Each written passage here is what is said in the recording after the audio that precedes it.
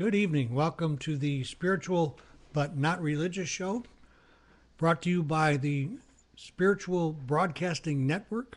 I'm George Lewis. I'm your host for this evening. I've got two really good guests tonight who wrote just a superb book called When the Soul Awakens. And there is so much in this book that we can't get to all of it tonight, and I'm asking Tom to bring them back sometime in April for a second time, and we may even need to go into a third time.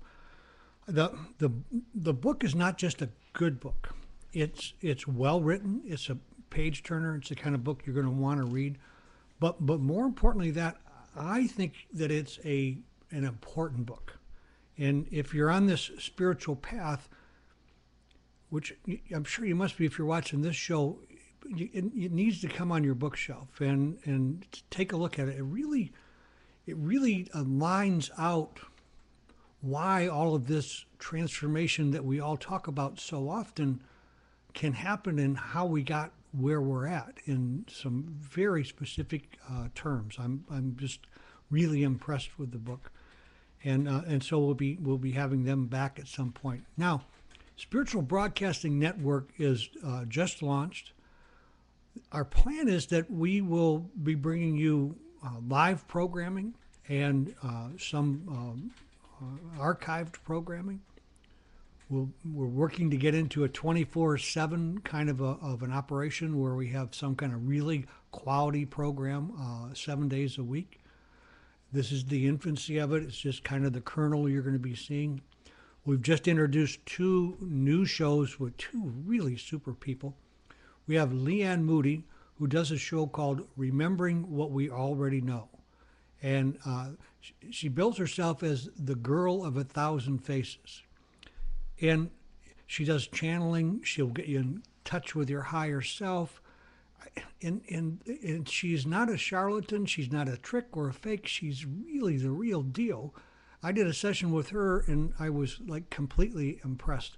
And I've been around this stuff for over 30 years. I've been doing, it goes way back to 1970, 69 or 70, when I first got involved with all this. And so I've seen an awful lot in that time. I've been around a lot of people, and it has bred the skeptic in me. But believe me, she is the real deal. The next person is Brian Hill. Brian is a premier astrologer. The guy not only has the astrology part down, but he also has an intuitive sense in so many years that he's done this that he can just really help you through any kind of struggles that you might be having at this point. So you want to be sure and tune into those two shows. They're on Thursday evenings, Eastern Standard Time, 7:30 to 8:30 for Leanne's show, and 9 until 10 for Brian's show. So if you're on the West Coast, you're still going to be able to tune in pretty comfortably to both shows, actually.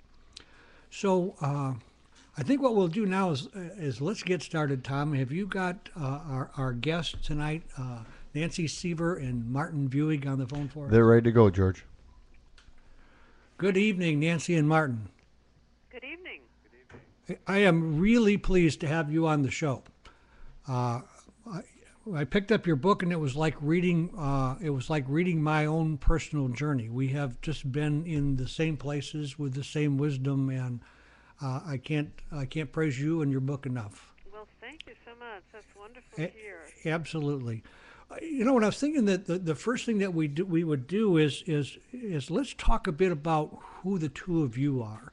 And maybe you can give us, and listen, we got plenty of time. We got a lot to go over tonight, but we'll just take our time, and so don't be worried about time. Just be comfortable. What I'm really mainly interested in is that the people that are out there viewing us, those folks that are watching the show, I really want them to get a sense of who you are and your book. And so, Nancy, how about starting off and giving us an idea of your background, how you came to do this, and what's your experience that gives you the qualification to be here?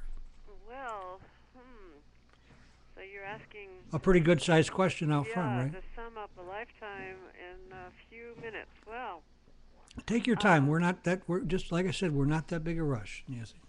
Okay. Okay. Well, I began my so-called career in this life very much as an idealist. Uh-huh. I was in the Peace Corps after college and did various things along the lines of idealism, including working in politics for a very idealistic mayor of New York City, or so it seemed, and Yes. wanting to change the world. And I saw the world I saw it up close as it was, and realized that things were not the way they seemed to be. And I then worked for a small think tank for a number of years where I began to write a lot, and I wrote about women and ethnic diversity in America. And I felt that while what I was doing had some value, I didn't really know what my purpose was for being here on Earth. Right. And I saw that things, as I said, were not what they seemed to be, and that as much as the French have an expression, the more things change, the more they're the same. And I had this really intense awareness that we lived in a class, a society of classes, that there'd always be poor and that there'd always be the wealthy, and something wasn't right about all of this. I needed to understand what it was and why things were the way they were. And so I left, I did a lot of writing about women, had a big book published, and left the world to discover what was real. And I thought I was leaving for 6 months, and it turned into be many, many years. Right. And then that was the beginning of my journey. And the way that I proceeded was through writing in a journal. And I wrote intensely in a journal for, basically that was all I did for 2 years, Uh-huh. sometimes 14 hours a day. Wow. And through that experience, I got in touch with the inner worlds and began to realize that more was coming out on the page than what I knew. And so I was interacting with some inner plane guides and teachers, and that's really what was the transformative experience for me. At the same time, I discovered lots of spiritual books, and particularly the books of Alice Bailey, Right. which, yeah, you're familiar with that, Absolutely. On my bookshelf. right? Okay, well, those books contain the essence of the real New Age. Right. The term New Age has been so Pretty bandied about, hasn't it? That's right. Yeah, To the absolutely. point that it became meaningless. Right. But there really is a New Age, and that became clear to me as I was reading them, and that became kind of my anchor or my North Star, that there was going to be the dawning of a new age. And in fact, Martin and I met in that way, and we can tell you that little story if you're interested. But he was working for the Lucis Trust, and I met him through that. But we both, well, he can tell you about his own background. But Right. for me, just in shorthand,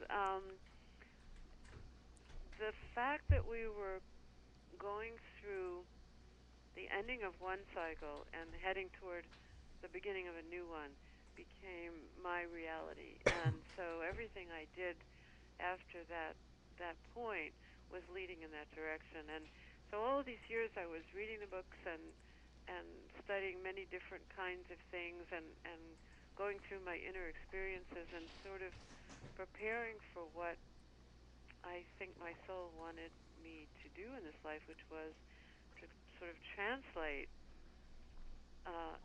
very dense and esoteric language. And what a great job you've done doing that. Well, thank you. Yeah, absolutely. Thank you. Yeah. I have studied different languages in the past, and it almost seemed like a kind of translation into just very accessible language Right. that people could understand. And Martin was invaluable in the process, and now he'll tell you about his journey, right, Martin? What's interesting about what you said before I get to Martin, you mentioned that like you hit this point where you knew that everything that you were going to do from then on was about helping to bring this new era in. Right. And I want to assure you, I hit that same kind of point, and with the purpose of getting here speaking with you this evening. there's just no doubt in my mind about it. Oh, wow. Yeah, it's very good. I really like you and your work and your heart, and it's very positive. Well, thank you so much. Martin, how about sharing a bit about where you've come from? Sure. Well, basically, I'm more the kind of student of the teachings, as they say, in different angles. I would say that my primary door of entry was through the Edgar Casey Foundation, Right. ARE in Virginia Beach. You were actually employed there, weren't you? Right. I was employed at the ARE back in the 70s. Right. 30 years you were talking about it. It rings true for me, Right. a little bit longer than that. Yeah, me too. It takes a while to really grow into this. And at the Edgar Casey Foundation, I was a member of a Search for God group. Uh-huh. A woman named Shirley Winston, and she was kind of a mentor to me and kind of led me onto the path. I was very innocent and very eager, and she showed me all the right books to start reading, and I studied the Edgar Casey readings in my spare time, and I worked in a hospital and worked at the bookstore, and I gave lectures at the ARE on things like ESP and on health through the Edgar Casey readings, and on reincarnation, which was one of my favorite subjects. Uh-huh. And even though I had never read the Bible in my life, I started giving lectures on the Bible in Edgar Casey. So then I decided that, like Casey, I should read the Bible, and I made a point to read it from beginning to end. Uh-huh. And that kind of began my journey. I moved on from there to several other spiritual organizations, primary of which was Lucis Trust, the Alice Bailey group in New York, eventually becoming a focalizer of their Triangles Meditation group. And I've been a student in the Arcane School, which is their school on discipleship training. Right. And I've been in several other schools at that time. And Alice Bailey really comes out of this theosophical movement, doesn't she? Right. She was actually a theosophist. And Right. in essence, she was contacted telepathically by the master Djwhal Khul, a Tibetan, Right. called the Tibetan. Right. And he basically said to her, "We have some work for you to do if you're interested." And she said, "No, I'm not." And she was basically a Christian evangelist from England in India, and she came to America. But she was not interested in doing the work until she kind of grew into it, and then she did 30 years of transcribing his work and writing 24 volumes. Very, very powerful material.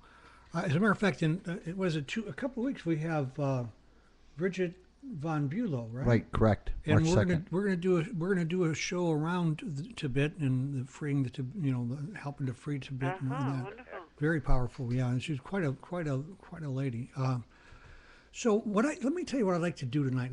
It's a little different from how I normally do this. Usually I'll let it kind of ramble a little bit, but I just really want to catch the essence of your work, and I want to pique people's curiosity enough that they go buy your book. All right, That would be nice. I think it'd be nice for them. It would be good for you, but it'll be nice for them.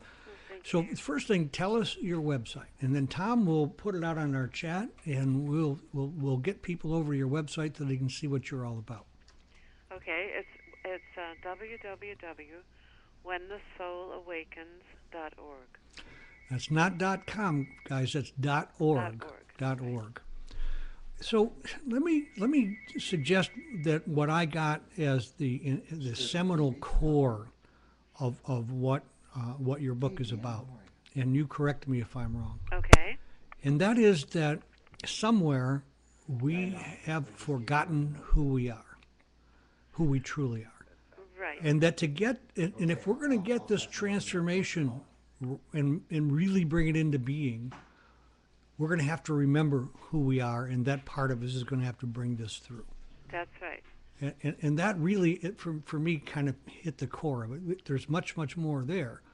And so what I'd like to do tonight is I really would like to take this and just go step by step and lay a foundation. And then maybe in April we could get you to come back if you enjoy tonight and it works out for you. Because, sure. I know our people are going to love what you've written.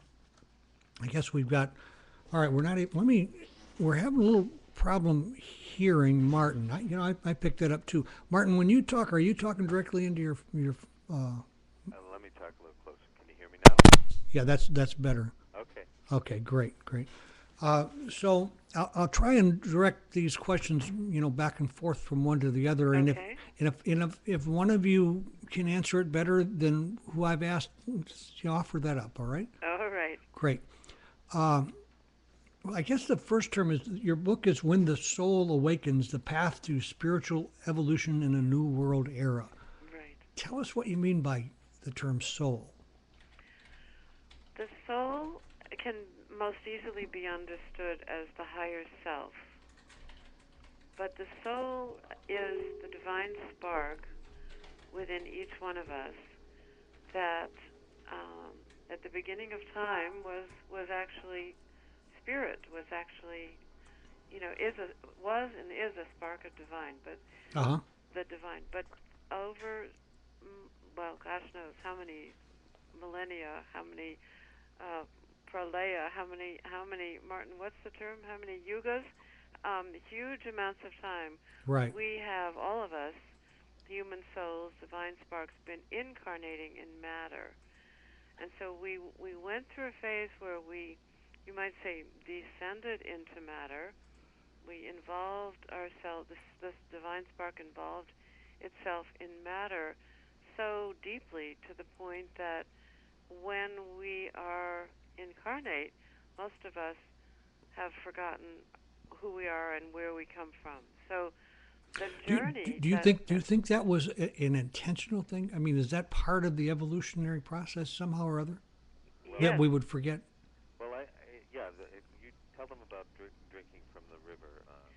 Well, okay, I'll tell you about that. But just first, let me answer. Yes, it was part of the intentional divine plan, as we understand it, so that we would reach the point where we would become conscious of the fact that we're not matter. Conscious, that is, when we're incarnate in a physical body, that we're not material beings, but we are, in fact, spiritual beings. And that is the meaning of this turning point that's so enormous in the history of humanity, that many of us are beginning to remember, while still in our bodies, that we are spirit.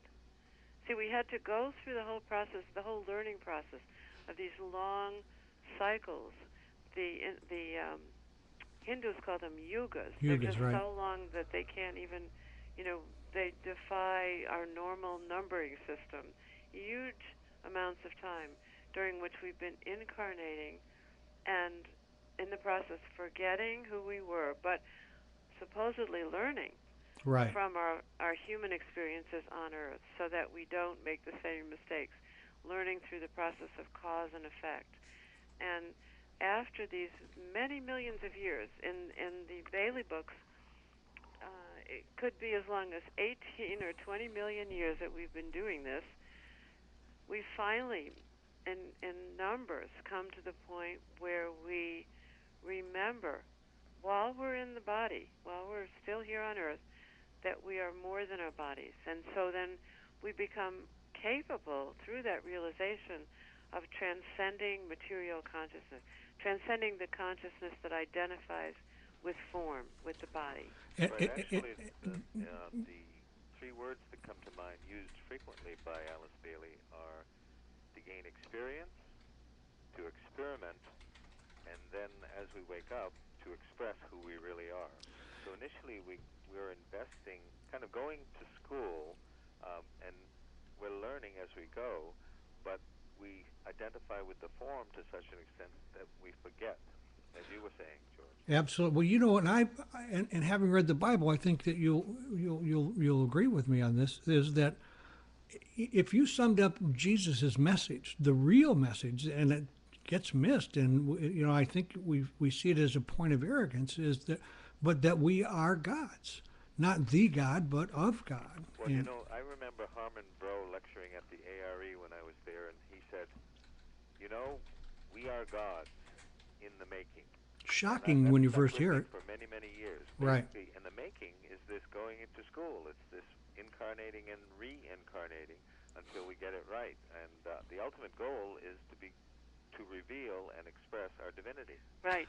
I was talking with a lady friend today about being an old soul. You know, I kind of prided myself, and then one day it occurred to me, when you going to get it, George? When you going to catch on to what's going on here, and maybe wake up a little bit with that fact that you don't have to keep incarnating here, That's or at right. least you can go to the next level at some point. I think one of the unique things about our book that you often don't see in many New Age books is that it takes that idea a little bit further. We are gods in potential. We have Right. the core of us is a divine spark. However, in order to reveal that divinity, we have to do a lot of work. A lot of work. Yeah. Yes. So we can't just say that we're gods. We're not gods, but we have a spark of godhood, and then we have to transform ourselves in such a way and to such a degree that we demonstrate divinity in all things, in our thoughts and our words and our actions, and that's the challenge. That's the challenge. It's one thing to have that recognition and even to have an experience of, or many experiences of altered states, of higher states of consciousness, but then the challenge is to sustain that. Exactly. How do I bring that into human form and put it to work in my day-to-day life? That's right. Yeah. So that becomes our daily consciousness, and that's the challenge of the path. And that, by the way, according to the ageless wisdom, is basically the challenge of the next Aquarian age, of the next 2,200-year period. Right. This is the age. This is the time for bringing spirit down into matter.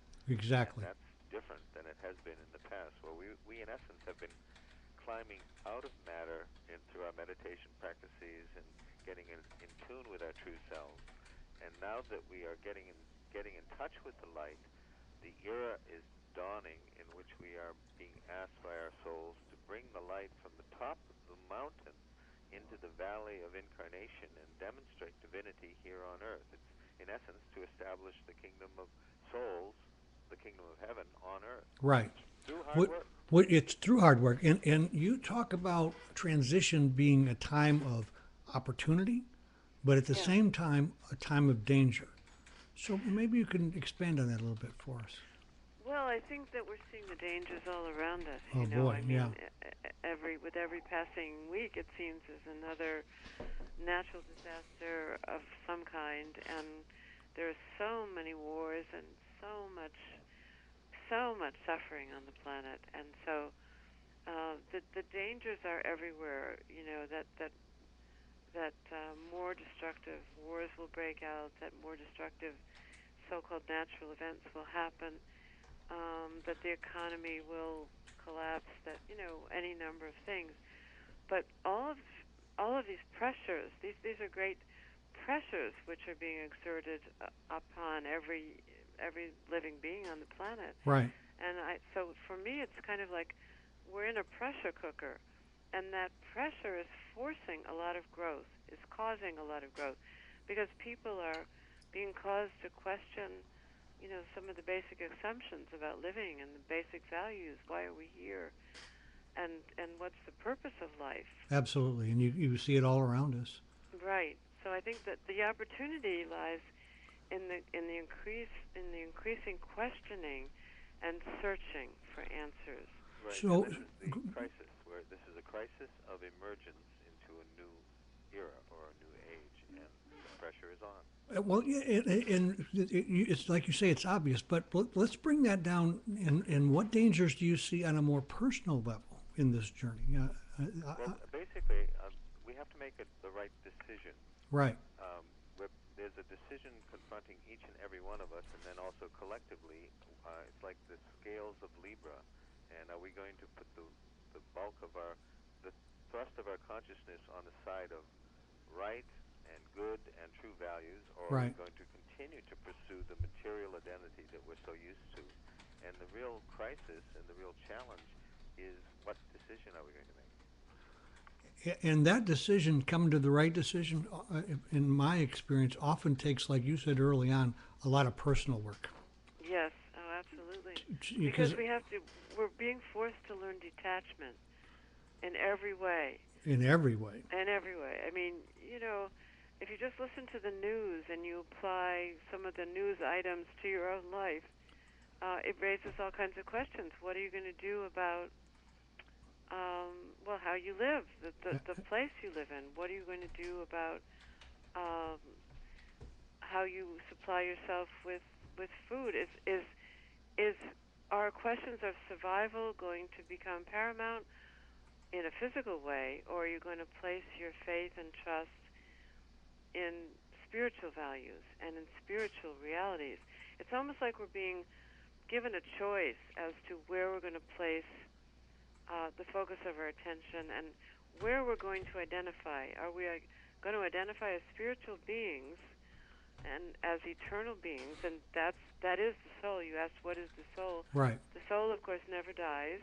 Right. The soul goes on from one incarnation in matter and physical form to another until the point of perfection is reached, and then the cycle of reincarnation is no longer necessary. So are we going to identify with this eternal aspect of ourselves or with the ephemeral transitory aspect of ourselves, which is matter? And I think the great opportunity of this time is that more and more people are shifting that identity.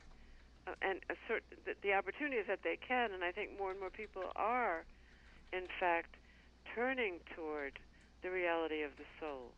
Yeah. And placing, and therefore, just want to finish this thought, and therefore having less fear about whatever may happen to us on this plane. More trust. More trust. That's right. Exactly right. More trust that there is a divine plan, that there is an evolutionary force that's pushing us in this direction, those of us who are awakening and going along with it, and that it's all for a purpose, and that there actually is no death in the way that we have conceived it, and there is life on other planes. And perhaps, who knows where this is all leading, but if we're conscious of being souls, if we identify with our souls and place the focus of our energy there, it becomes more of an adventure than something to be absolutely terrified about. Absolutely. You know what I mean? Yeah. And if you think about it, we pay big money to get terrified going to the theater or so. Martin, you were about to say something. Martin, you were going to say something? Well, I was going to use the word motive. Oh, for sure, huh? As one of the ways we grow is we begin to look at what's motivating us. So it's said that the fundamental motive of the lower self is desire. That's where Buddhism and desirelessness and right. detachment and all that comes in, as far as getting past that in terms of lower motives. The fundamental motive of the soul is actually to serve. It's others-oriented. It's not selfish and separative. It's inclusive, and inclusive love is a good measure of if your motive is to include others, to put others before yourself. Service is the keynote, and also the other motive of the soul is sacrifice. And right. the true meaning of sacrifice is to give to, and in order, in essence, to redeem another. So you people who you've heard stories of people who give a kidney to save a stranger. That's a sacrifice. Absolutely. Or just give a dime. Right. You're giving of yourself. So giving of your true self in service, in an others-oriented, not self motivation, is a good measure of whether or not you're starting to live as a soul. Coming out of that self-centeredness that we were born with into another centeredness. That's right. Because when the soul awakens, it occurs in the heart. And so the heart expands and begins to include more than just the individual self, but the larger community in which we live, and then ultimately the larger world. And by the way, another sign of these times in the most positive way imaginable is the numbers of people who are reaching out to help others all over the world, who are giving up their personal comforts and traveling Absolutely. to the far ends of the planet to help people in need, and there are just more and more and more examples of that, more than ever in history. So that's a very positive aspect of the time, and a sign that we really are entering into a new age. One of the major reasons for the Spiritual Broadcasting Network is that I really understand that there are millions of us, and we're so loosely defined that we have no central place to bring a voice from. And that's what I hope to do with Spiritual Broadcasting Network, is to bring these, because the voices are so diverse saying the same thing, and Yes. we get so caught up in, well, you're different here and you're different there, and that, but that diversity is wonderful. And if we can just kind of, and I think mysticism, which you're very much involved in, does allow for that. It brings all that diversity together. Absolutely. And the keynote of the new spirituality is that it's universal. Absolutely. And Yes. what makes it universal, I think, is what we call mysticism. In Yes. other words, it's the experience of the divine from within. Yes. And that has, that of course it can happen for people who are within a religion, who are living according to the tenets of a particular religion, but it happens for people everywhere. Right. And it's as you say, spiritual but not religious. So Exactly. that's the core of the new spirituality, I think. The seed of it, that it's something that we experience from within through the soul. You've got a great quote from Saint Francis of Assisi, and that is, "What you're searching for is what is searching." Right. You know, that's it. It's a really powerful quote, and just a few words sums up. There was a time where I prided myself that I was a seeker of God. Early on in all of this, and I understood a little bit about intent and affirmations, and it occurred to me, George, if you continue affirming you're going to be a seeker of God, you may be looking the rest of your life. So what do you do now, George? Yeah, I decided to be a finder, and it changed. It did change the whole thing for me.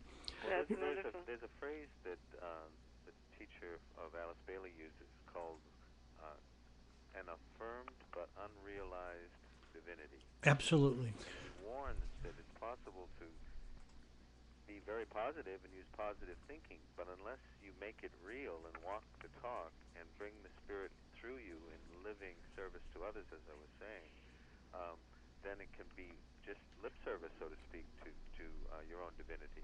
To realize divinity is a much harder job, I believe.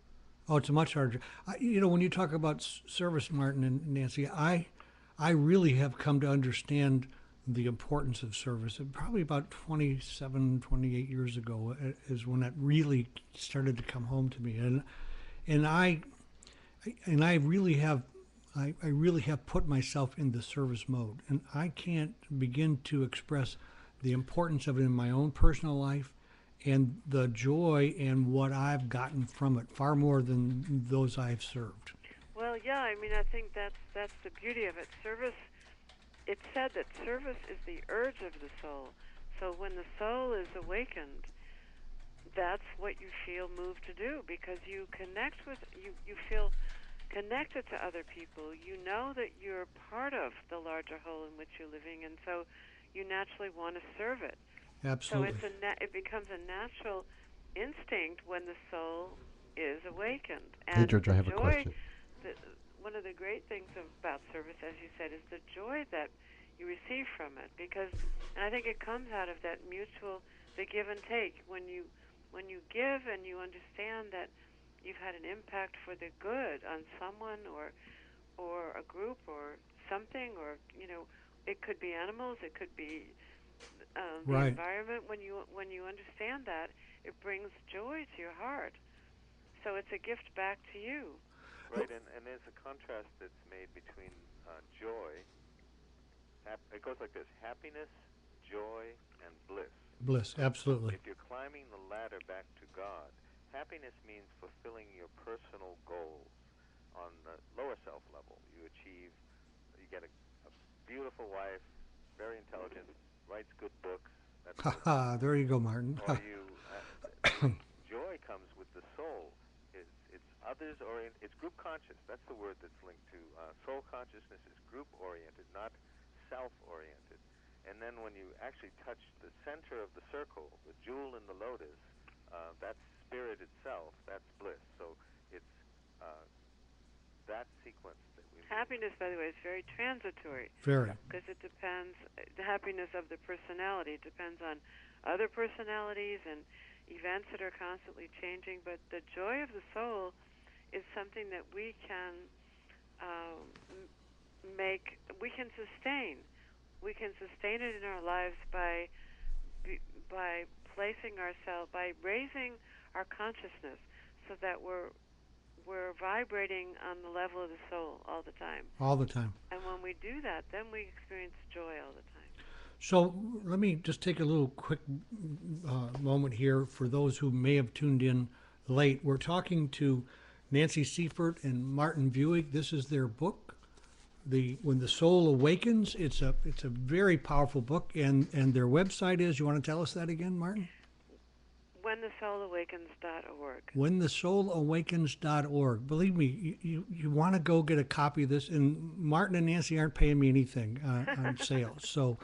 we appreciate the Well, I'm sure you do, but I'm really saying this for others' benefit than just yours. I think that you have that kind of a book going on here. Well, that's We've the got, reason we wrote the book, because I agree with you, George, that basically our real reason for creating the book and the website, which is really a wisdom exchange. We get right. input from a lot of different people who are sharing their own insights on these same principles and ideas, these universal principles. Our motivation, to the best that we can get it pure and good, is service, just like yours. And it comes through in what you've written here. It's really obvious. You know what this book lacks is what it should lack, and that's the arrogance of the ego. And I just really I like what I've read here. Tom has a question from our chat room for you. Yeah, I've got a question from Catherine. She says, about the soul, does our soul die many times in our lifetime? And when we give up stuff in our life, does the soul die and renew itself? Wow. You want to get that one, Nancy? Does the soul die many times I think the personality dies many times. The soul is eternal, and you're basically dying of your separatism and being reborn of your at-one-ment, so to speak, with your true self. The soul is kind of like looking on from behind the scenes, from the top of the mountain, guiding and guarding you through your many different little deaths of the lower self, so that you can more and more realize the eternal self that's standing there all along, seeking expression through a purified self. Great answer. I think that sure will work. So Martin, tell us a bit about what you mean by science of the soul. Oh, well, that's another. Well, we got 2 or 3 hours, have you? I know. That's why I was saying we're not going to get through a lot of this, but I want to really lay the groundwork here, because what you have is very, very powerful, and it's real. Well, the science would be tied in, obviously, to the word mind, and one of the things that is true and we discover as we go along is the rebirth occurs in the heart, but we have to bring heart and mind together in order to be, in essence, in the healing presence, in the presence of God. Right. And science of the soul is soul means the feminine aspect of ourselves, and mind is the masculine aspect of ourselves, and we have to be conscious lovers, so to speak, and not just lovers. And science it means there are laws, principles that guide us. The law of service, the law of sacrifice, the law of magnetic impulse. There's a whole book that I have here culled from the readings called "The Principles and Laws that Djwhal Khul gave to the world." And this is the Tibetan that gave it to. That's Right. One of the main laws involving the soul is the law of cause and effect, which we also call karma and reincarnation. Right. And I think that when we learn, and that's part of the science of the soul, that the idea of the science of the soul is that there are laws and principles, as Martin said, that pertain to the growth and evolution of the soul. It's not an arbitrary thing, and it's not, and to that extent, it distinguishes this teaching from mysticism, although Right.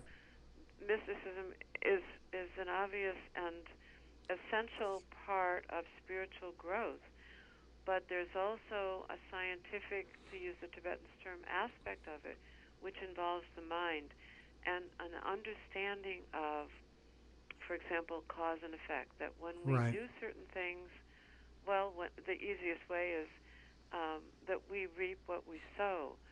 So when we begin to understand that, and we begin to understand that we are reincarnating souls who are here for a particular amount of time on Earth to learn and grow, and we're here.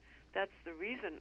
That's the real reason for life, not to acquire things and to become wealthy and famous, but we're here as souls temporarily in bodies to learn and grow. And when we understand that, then we know that there are consequences for our actions, for positive and negative actions. And we begin to make that connection. And the more we understand that law, the more quickly we grow through the trials that we have. And the more rapidly we progress toward the light. So, And if I could Yeah. inject just a minute, and it's at that point, that very point in my experience, that the work you talked about has to start coming in. that's right. Because we have the subconscious, which can be like a cosmic garbage dump and be causing us all kinds of trouble. And until we do some work, we can't get through some of that. We end up doing things that we had no intention of doing that break the law. And so we, in order to get these laws working for us, we really have to do some inner work. At least that's been my experience. Absolutely. Well, I think we have to understand, the relationship between cause and effect, and then we have to say to ourselves, "My goodness, this whatever it is existing in my life because of me. I'm a cause of that. Right. Well, then how do I undo that?" And learning to break patterns, emotional patterns, mental patterns, physical patterns, is the hardest work there is on the path. Has been for By the me way, one and of the continues. laws that everyone knows about, but they don't study it scientifically, that will free you, me, and the next person the most is the law of forgiveness. And there's Absolutely. actually a science to forgiving, and there are really actual very practical techniques in letting go and forgiving, and it's tied in with the whole principle of sacrifice and giving and getting others oriented. But there's Martin, also, that's been a huge part of my path. Is really to come to learn forgiveness, because I'm convinced that the love that Jesus talked about is compassion coupled with humility, and you can't have one without the other. that's right. They must be there. You were about to say something, Nancy? Yeah, well, I was going to say that along with forgiveness, we have to learn responsibility. Right. In other words, everything that we're experiencing, for good and for ill, is something that we have set in motion in a prior lifetime or earlier in this lifetime. So we have to forgive ourselves, and we have to forgive others. At the same time, I think the real transformation comes from taking responsibility for what we have encountered and saying, "Oh my God, well, I must have needed that. My soul must have needed that in order to grow. So let me learn on a deeper level what that's about, and then let it go." Absolutely. And self-forgiveness is the tool to let it go. That's right. Forgiveness of whoever was the instrument of our unhappiness and of ourselves as well. So I'm gonna move us ahead a little bit. Yeah. Because we're not even going to get through the part that I wanted to talk about. I may need to get you back a couple, 3 times. But let's talk a little bit. You use a term called the fifth dimensional beings. Tell us a bit about what that means. You mean the fifth kingdom? Yes, fifth kingdom. Yes. Right. Okay. Well, in terms of what we're talking about here, learning and growing, there comes a time when, okay, well, It's graduation, basically. it's a graduation from the human kingdom. There's a whole. Well, let me just try to say it as briefly as I can. The whole history of humanity until now has been, with very few exceptions, to bring the whole wave of human beings, human souls incarnate, to the point where many of us, although percentage-wise it's still a small percentage, but many of us are now awakening to the fact that our true essence is spiritual, that we are higher selves living in these bodies. That is the beginning of the spiritual path. The first stage, awakening, is the first stage. And then the path moves through different stages. The next one is purification, just what we've been talking about. Right. How do we purify the dross, as it said, or how do we get rid of the garbage, that the layers of things that prevent the soul from radiating forth, radiating through us? That takes a while. It could take a couple of lifetimes. But once we've gone through the purification process, then we become what is called soul-infused personalities. The soul shines through the vehicle of the personality, and we can all... And you enter a new kingdom, the kingdom of souls. The Right. kingdom of souls is the fifth kingdom. But Okay. wait, let me just... And then you can add to it, Martin. So then there's another stage. Well, okay, just to shorten it, the fifth stage of this process from the time of awakening is what's called mastery, when the individual masters the human experience and no longer needs to incarnate into this sphere and goes on to another plane or dimension, level of consciousness. That's called a kingdom, the spiritual kingdom. Right. And from there they guide the process of human evolution. So the fifth kingdom is the spiritual kingdom, and it's also called the kingdom of souls. But as Martin was saying, technically, when we reach the stage of becoming illumined, we then consciously become part of that kingdom and work with it together through telepathy. But Martin, go ahead and add to that. Right, and that's when we really start to practice the science of the soul, when it's really at that third stage of the illumination. You know, you're born spirit, and then you go through this incredible purification process. You're purified by water and by fire, literally. Yeah, by fire, I've been there. Yeah. And then when you're literally, your instrument is aligned enough and integrated and coordinated, and then in touch with the soul, then the soul takes control of the outer form in life and all events. And basically at that point, you are transfigured before men, like Christ standing on Mount Tabor, or Moses on Mount Sinai, or Buddha under the Bodhi tree.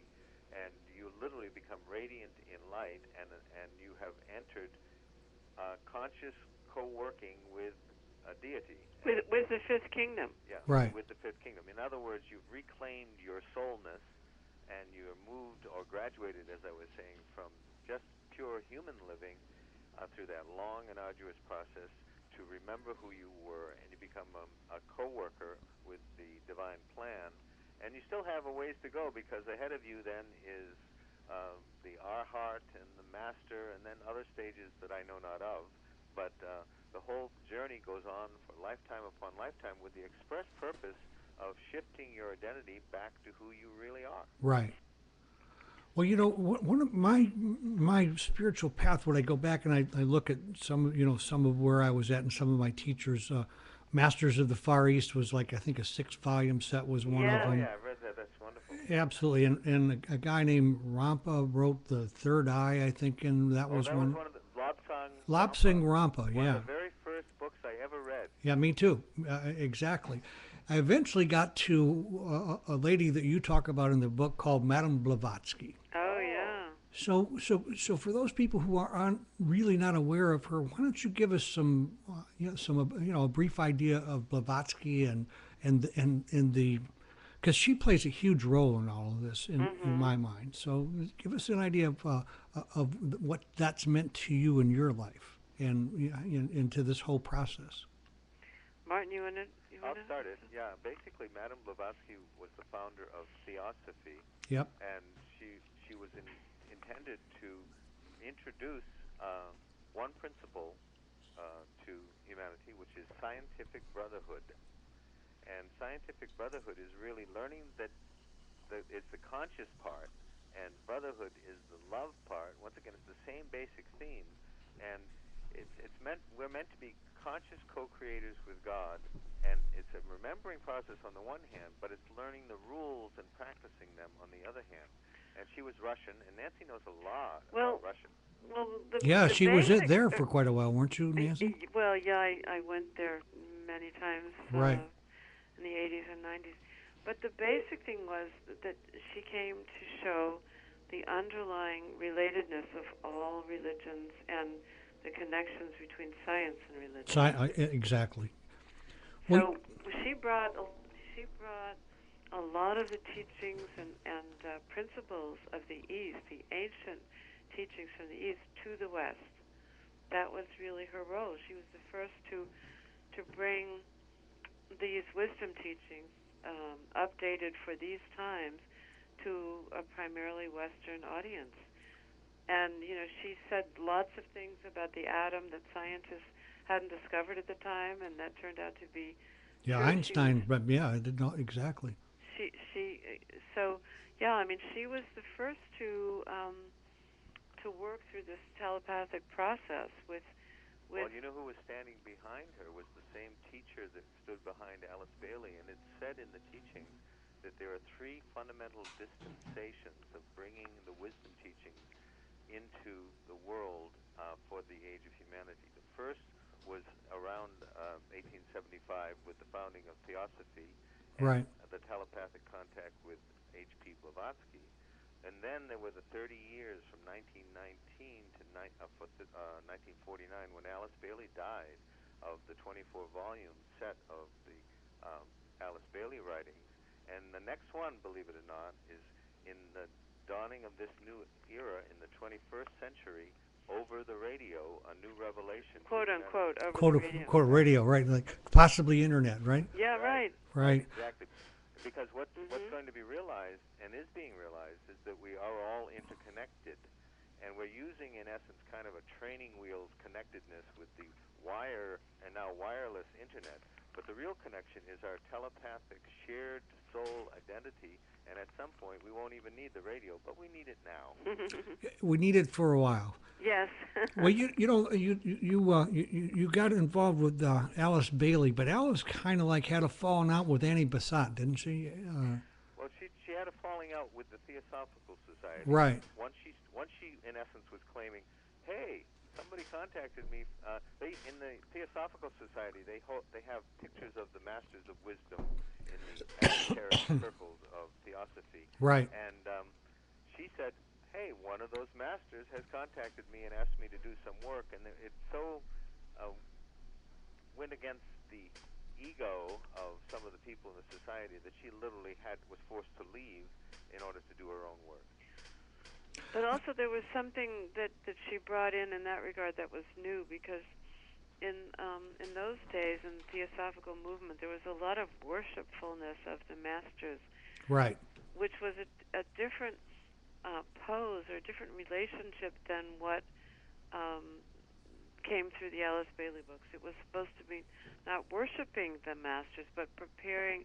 The idea was for human beings to become disciples, meaning self-disciplined beings on this treading the spiritual path, who could prepare themselves to work in cooperation with the masters. So to de-glamorize the whole idea of the masters, and to understand that the next stage of evolution was to involve individual human beings who had tread the path and gone through the processes of purification and prepared themselves to work in cooperation with members of the spiritual hierarchy, which is another term for the fifth kingdom. Right. So in order to make the plan of evolution manifest on Earth, in order to prepare for this new age.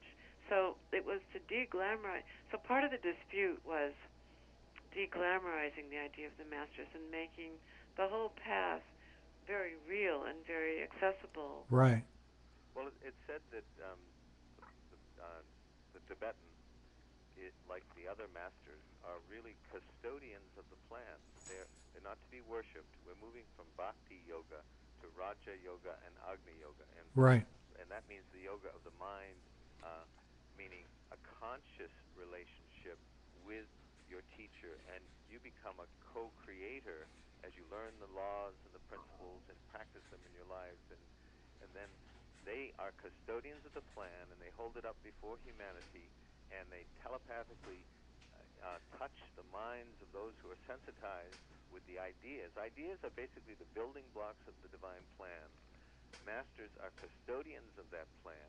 They work through the science of impression and telepathy for those whose intuition is awakening. Right. And they literally say, try this idea called brotherhood, or this one called freedom, this one called the spiritual one humanity, whatever. Whatever, these are ideas. These are the building blocks of the elements of the divine plan. And the custodians of the plan don't want to be worshipped. They want people to get the idea, carry that idea out to humanity, hold it up to an awakening humanity and say, let's try to live together in brotherhood, in community, in freedom, in responsibility. These are ideas. Absolutely. Well, intuition plays a huge role. Has played a huge role in my life. Back in the early '80s, I made a decision that, although I was going to use my mind, that my decisions were going to be made and carried out from my intuitive nature. Mm-hmm. It changed my whole life. I have we're really running out of time. I knew this was going to happen for us. I want to just from a personal level. When I was studying Blavatsky and the work that she did, and Annie Besant and Alice Bailey but I hadn't gotten to Krishnamurti, and when I finally did get to Krishnamurti, it kind of like threw me off for a bit with all of that. What kind of experience did? Pardon me. How? Well, what got to me was that, as I understand it, Krishnamurti was this Indian boy who Annie Besant was grooming to take over Theosophy. Am I right? Mm-hmm. And the day that he was supposed to do it, he gets up on the podium and says, I ain't doing it. Right. I'm out of here. Yeah, basically, that's a long story, but fundamentally, he chose a different path than was really intended for him by the guides of the race. He was to be overshadowed by the Christ consciousness, and he said, I don't need intermediary masters and brotherhoods and hierarchy. I'm going straight to the jewel in the lotus, and he's preaching this principle of oneness without the need of a bridge to oneness. And that is, I can see why it would throw you off, because he basically was saying, no, I don't really want to go with the plan the way you have it Absolutely. outlined for me. He was just a young man. Well, he was 14 years old at the Right. time, Right. and so it was probably a very traumatic experience for him, and he just threw it off. He wasn't interested in wearing that mantle of responsibility, at the level at which they perceived him to be wearing that. Awful lot of responsibility and a lot of power to be able to wield and know how to do rightly. A huge amount. And Right. You asked, the first question you asked was, what is the soul? And the soul is the mediating principle between spirit and matter. And the fundamental message of the teachings is that we need to become soul infused so that we can build a bridge between spirit and matter. And that was really the part of that work was what Krishnamurti was intended to do in the eyes of the guides of the race. And he said, we don't need a bridge. We don't need the soul. I can go directly to spirit. And I think there's some merit in that. Yes, there is. For a given lifetime. Right. But in terms of redeeming humanity and fulfilling the plan, you've got to work with the custodians of the plan.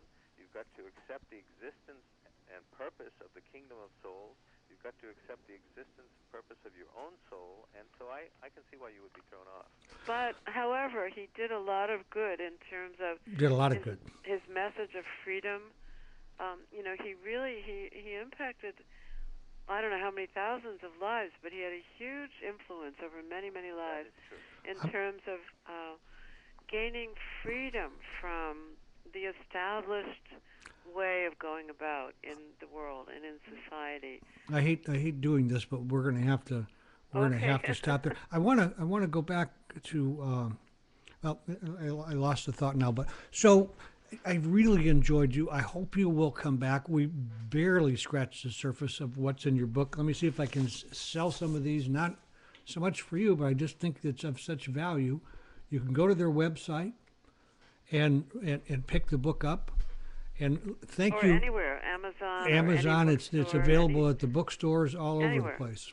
So thank you, Nancy and Martin. I've You're welcome. enjoyed our time. I look forward to spending more time with you and getting to know you a little better. Well, thank you so much, George, and best wishes with your new program. Thank you. Great work. It is a great thing, and it's great that you followed your intuition and got And here to we this are. point. And here we are. And here we are. Yeah.